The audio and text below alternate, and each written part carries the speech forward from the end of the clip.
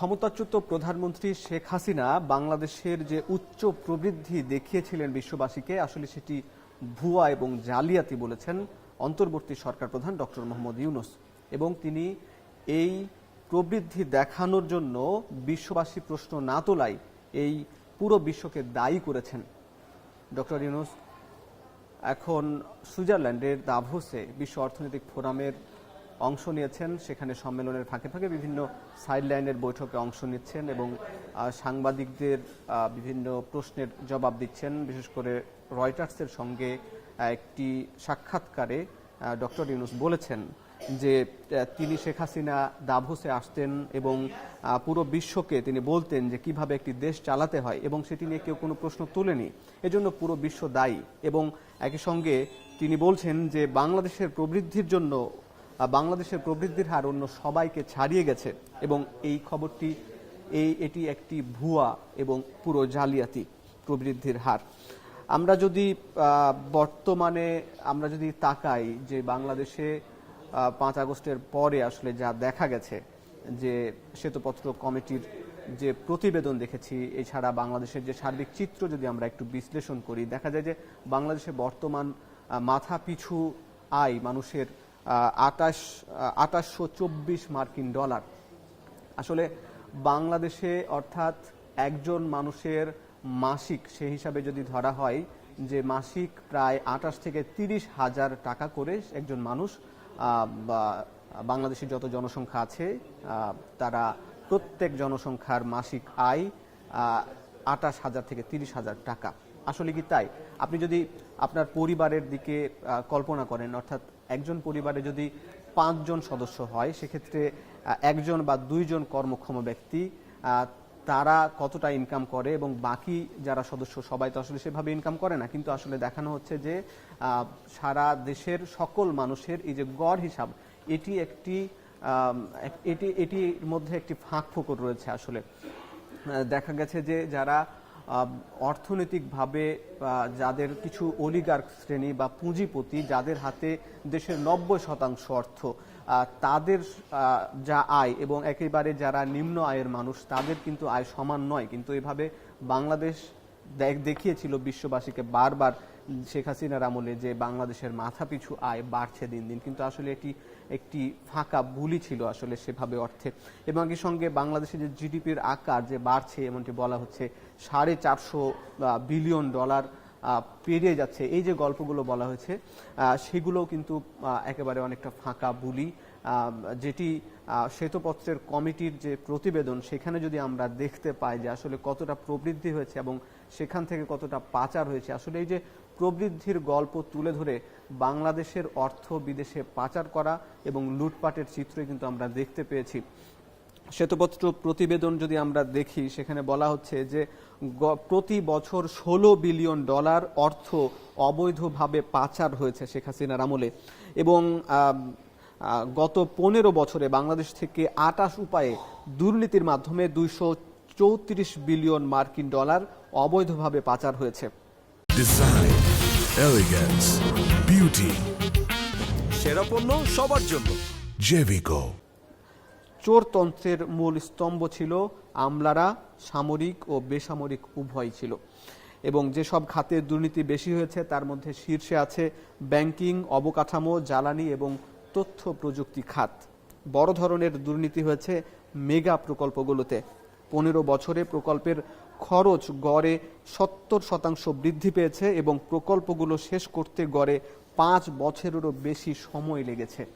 আমরা এর মাধ্যমে বুঝতে পারছি যে আসলে এই যে প্রকল্পগুলো নেয়া এবং প্রকল্পগুলোর খরচ বৃদ্ধি রাজনৈতিকভাবে এবং বিভিন্ন কূটকৌশলের মাধ্যমে যে বাড়ানো হয়েছিল, সেটির কারণে বাংলাদেশের যে আমরা দেখতে পাই যে বাংলাদেশে কোনো একটা উন্নয়ন প্রকল্প নিলে বাংলাদেশের যে ব্যয় হয় সেটি অন্যান্য দেশের তুলনায় কিন্তু অনেক বেশি। সেক্ষেত্রে উপমহাদেশের দিকে তাকালে ভারত, পাকিস্তান, শ্রীলঙ্কার থেকেও কিন্তু বাংলাদেশের ব্যয় বেশি। আসলে দীর্ঘ প্রক্রিয়ায় বাড়ানো হতো এই যে প্রকল্পগুলোর মেয়াদ এবং সেখান থেকে অর্থ লোপাট করা হতো। আওয়ামী লীগের নেতাকর্মীরা বা আমলারা যোগ সাজস করে এই টাকাগুলো লোপাট করতেন এবং দেশের বাইরে পাচার করতেন। আমরা যেটি বলছিলাম যে শ্বেতপত্র কমিটির প্রতিবেদন থেকে যদি আরো কিছু আমরা একটু আপনাদের জানাতে চাই যে বার্ষিক উন্নয়ন কর্মসূচি এডিবির মাধ্যমে উন্নয়ন প্রকল্পে বিনিয়োগ করা $60 বিলিয়ন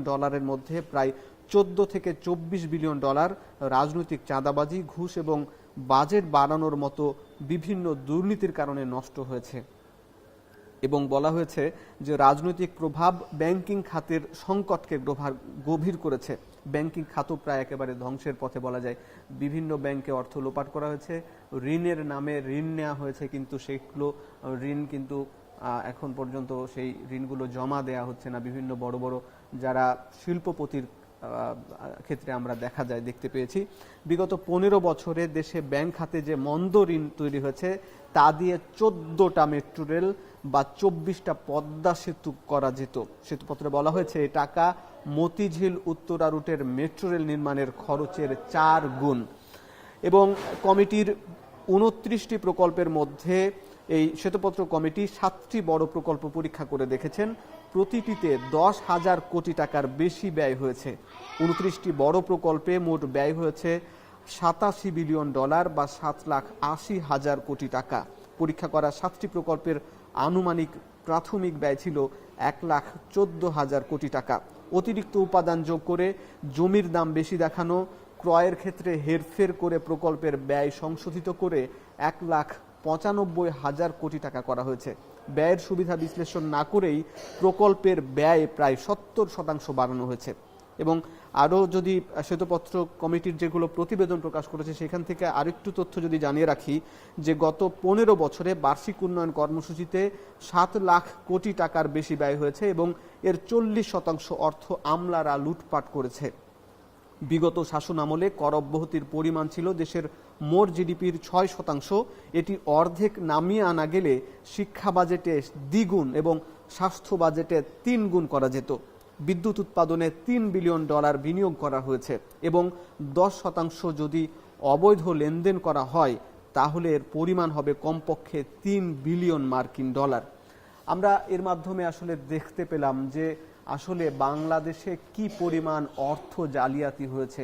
বাংলাদেশে প্রকল্প নেয়ার অর্থই সেখান থেকে লুটপাট এবং সেখান থেকে চাঁদাবাজি করে দেশের টাকা বিদেশে পাঠানো। এবং আমরা জানি যে কানাডার বেগমপাড়া, অস্ট্রেলিয়া, সিঙ্গাপুর, লন্ডন সহ বিভিন্ন দেশে আওয়ামী লীগের নেতাকর্মীদের যে বাড়ি গাড়ি এবং ধন দৌলত, এবং একই সঙ্গে আওয়ামী লীগের যারা পরিবারের সদস্য, শেখ পরিবারের সদস্য, তাদের ফুলে ফেপে ওঠা শেখ হাসিনা তার পদত্যাগের কিছুদিন আগেই একটি সংবাদ সম্মেলনে বলেছিলেন যে তার পিয়ন এবং তার কর্মচারীরাই কয়েকশো কোটি টাকার মালিক। আমরা এর আগেও বিভিন্ন কর্মকর্তাদের আমরা যখন বিভিন্ন খবর আমরা দেখি, অনেক আমলাদের খবর সামনে আসে না, কিন্তু যাদেরই খবর সামনে আসে তখনই দেখা যায় তারা কৌশলে কিভাবে দেশের অর্থ পাচার করেছেন এবং উন্নয়নের নামে অর্থ ব্যয় করেছেন। যে উন্নয়নের গল্প,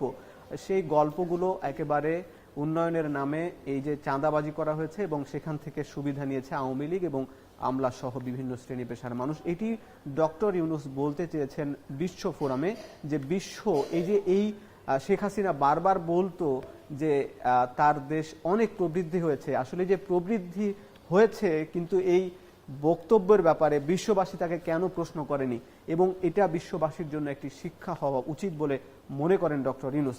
এবং রয়টার্সের যে সাক্ষাৎকার, সেই সাক্ষাৎকারে ডক্টর ইউনূস আরও কয়েকটি কথা বলেছেন, সেগুলো যদি আমরা একটু ছোট পরিসরে আলোচনা করি। ডক্টর ইউনূসকে জিজ্ঞাসা করা হয়েছে যে আগামীতে তিনি রাজনীতি করবেন কিনা। আসলে ডক্টর ইউনূস সেখানে আপত্তি জানিয়েছেন, তিনি আগামীতে কোনো রাজনীতি করবেন না। যদিও ছাত্র জনতা তাকে এই সরকারে বসিয়েছে, তার সেভাবে তার কোনো আগ্রহ ছিল না, বা তিনি আসলে বলেছেন এর আগেও যে তিনি জেলে যাবার জন্য প্রস্তুতি নিচ্ছিলেন, কারণ তার নামে 190টির বেশি মামলা, তার এবং তার প্রতিষ্ঠানের নামে 190টি মামলা নিয়ে তিনি দেশে বিদেশে ঘুরছিলেন। দেশের বাইরে তখন তিনি অলিম্পিকের উদ্বোধনী অনুষ্ঠানে তিনি অংশ নিয়েছিলেন।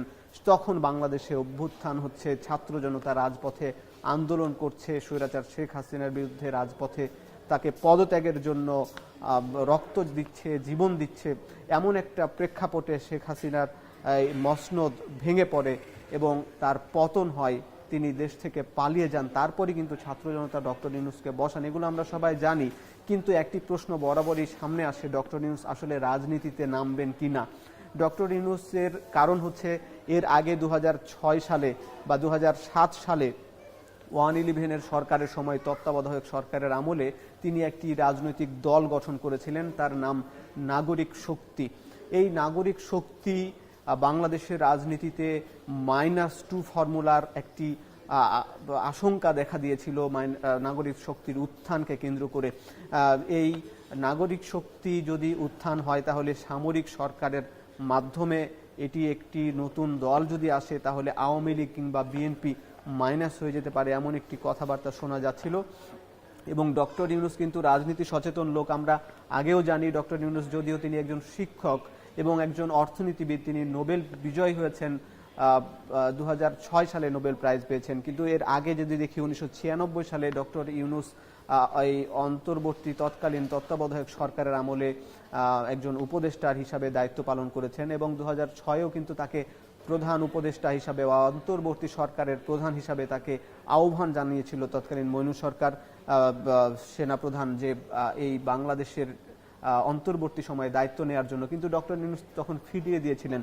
এই যে তার ফিরিয়ে দেয়া এবং তারপরে 2007-এর শুরুতেই তার রাজনৈতিক দল গঠন, তখনই মানুষের মধ্যে একটি প্রশ্ন জেগেছিল যে ডক্টর ইউনূস আসলে রাজনৈতিক দল গঠন করে অন্যদেরকে সরিয়ে দিতে চান কিনা। কিন্তু তারপরে তার সঙ্গে আরও কয়েকজন ছিলেন, ডক্টর কামাল হোসেন ছিলেন, বিচারপতি হাবিবুর রহমান ছিলেন, প্রথম আলো সম্পাদক মতিউর রহমান, ডেইলি স্টার সম্পাদক সহ আরও বেশ কিছু নাগরিক এবং সুশীল সমাজের লোকজনগুলো তার সঙ্গে ছিলেন। কিন্তু তারপরে তিনি সিদ্ধান্ত নিলেন কিছুদিন পরেই যে তিনি আর কোনো রাজনৈতিক দল করতে চান না। কিন্তু তারপরে যে আওয়ামী লীগ নেতার সঙ্গে শেখ হাসিনার সঙ্গে তার একটি দূরত্ব তৈরি হলো, তারপরে আমরা দেখেছি 2010 সালের পরে শেখ হাসিনা ডক্টর ইউনূসের নামে একাধিক মামলা এবং বিভিন্নভাবে হয়রানির শিকার হতে হয়েছে ডক্টর ইউনূসকে। তিনি বাংলাদেশে যখনই এসেছেন আমরা দেখেছি গত সম্প্রতি কয়েক বছর আগেও তিনি নিয়মিত আদালতে সাক্ষী দিতে হয়েছে তাকে। এমন প্রেক্ষাপটে বর্তমানেও আগামীতে প্রশ্ন উঠেছে তিনি রাজনৈতিক দল করবেন কিনা, এমন তিনি আবারও নাকচ করে দিয়েছেন, তিনি রাজনৈতিক দল করবেন না। তিনি অন্তর্বর্তী সরকার হিসাবে তিনি একটি সুষ্ঠু নিরপেক্ষ একটি নির্বাচন দিতে চান, যেটি বাংলাদেশের ইতিহাসে সবচাইতে গ্রহণযোগ্য নির্বাচন হবে বলে তিনি আশা প্রকাশ করছেন। এটি একটি তিনি বলেছেন নির্বাচনে অংশ নেবার ব্যাপারে, এবং একই সঙ্গে ভারতের ব্যাপারে তিনি আরেকটি প্রশ্ন করা হয়েছিল তাকে। তিনি ভারতের ব্যাপারে তিনি বলেছেন যে বাংলাদেশে ভারতের সঙ্গে বা নয়াদিল্লির সঙ্গে টানাপোড়েনের সম্পর্ক ব্যক্তিগতভাবে আমাকে অনেক কষ্ট দেয়। ডক্টর ইউনূস বলছেন যে তাকে এই যে নয়াদিল্লির সঙ্গে ইন্ডিয়ার সম্পর্ক, বাংলাদেশ সম্পর্কের এই যে অবনতি, এটিকে এই যে টানাপোড়েন, এটি তাকে কষ্ট দেয়। আসলে টানাপোড়েনটি কেন হলো আপনারা সবাই জানেন যে বাংলাদেশের পলাতক প্রধানমন্ত্রী শেখ হাসিনা, যিনি ভারতে আশ্রয় নিয়েছেন, যাকে বাংলাদেশের মানুষের গণহত্যার দায়ে যিনি অভিযুক্ত এবং তাকে আসামি করা হয়েছে, এবং সেই ভারত সরকার বাংলাদেশকে শেখ হাসিনাকে ফেরত দিচ্ছেন না এবং শেখ হাসিনা ভারতে বসে রাজনৈতিক কার্যক্রম চালাচ্ছেন, ফোন আলাপে দেশের বাইরে এবং দেশের নেতাদের সঙ্গে আলাপ করছেন, কথা বলছেন, তখন বাংলাদেশের সঙ্গে ভারতের সম্পর্কটা খারাপ হওয়াটাই স্বাভাবিক। কারণ এই সরকার এবং এই জনগণ যারা গণ অভ্যুত্থানে অংশ নিয়েছে শেখ হাসিনাকে পতন ঘটিয়েছে, তাহলে ভারতের সঙ্গে তারপরেও বাংলাদেশের যে বাণিজ্যিক সম্পর্ক রয়েছে প্রতিবেশী দেশ হিসাবে, কিন্তু তবুও এই যে একটি টানাপোড়েন চলছে, কিছুদিন পর পর বর্ডারে একটি সংঘাত বা হচ্ছে আমরা দেখতে পাচ্ছি। এবং এ ব্যাপারে ডক্টর ইউনূস বলছেন যে ভারত বাংলাদেশ সম্পর্ক সবচেয়ে শক্তিশালী হওয়া উচিত, এবং তিনি এটি বলেছেন। আমি লাস্টে একটি কথা বলে শেষ করতে চাই। ডক্টর ইউনূস বলেছেন বাংলাদেশের মানচিত্র না এঁকে আপনি ভারতের মানচিত্র আঁকতে পারবেন না। এটি যদি মানচিত্রের ব্যাপারে কেউ যদি কল্পনা করেন যে ভারতের মানচিত্র আঁকতে হলে অবশ্যই বাংলাদেশের মানচিত্র আঁকতে হবে, সুতরাং ভারতকে বাংলাদেশের প্রয়োজন, এটি ডক্টর ইউনূস মনে করিয়ে দিয়েছেন। এই ছিল আজকের আলাপচারিতা।